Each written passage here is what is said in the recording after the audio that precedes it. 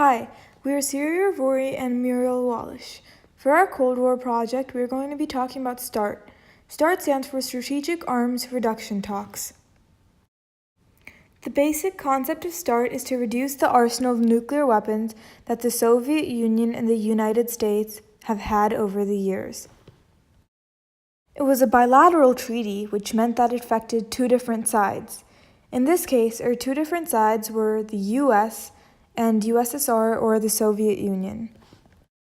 The treaty was first signed by President Bush and Mikhail Gorbachev, the leader of the USSR, in 1991. Even though it was signed in 1991, it wasn't implemented until late 1994. The treaty restricted the use of 6,000 nuclear warheads and 1,600 ballistic missiles and bombers. After the Soviet Union had to be split up into separate countries such as Russia, Belarus, Ukraine, and Kazakhstan, START had to be modified to include them all.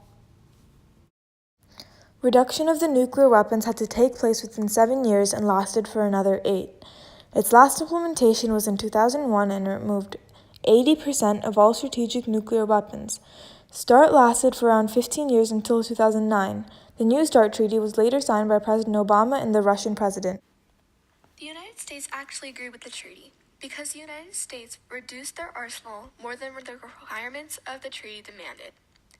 They also approved of their reductions, since President Reagan initially proposed the talks. The Soviet Union was also fine with the START program because Russia also reduced their arsenal more than necessary. This proves that not only did the two countries agree with START, but they were also enthusiastic about the resulting arms reductions.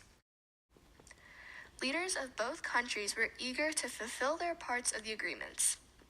Something that also proves the United States and USSR's approval of START is that even after the original START expired, the countries met again to discuss START 2, a continuation of START 1. In conclusion, START were the strategic arms reduction talks between the United States and USSR. Both countries agreed to the arms reductions and continued START even after the agreement expired. Thank you for listening.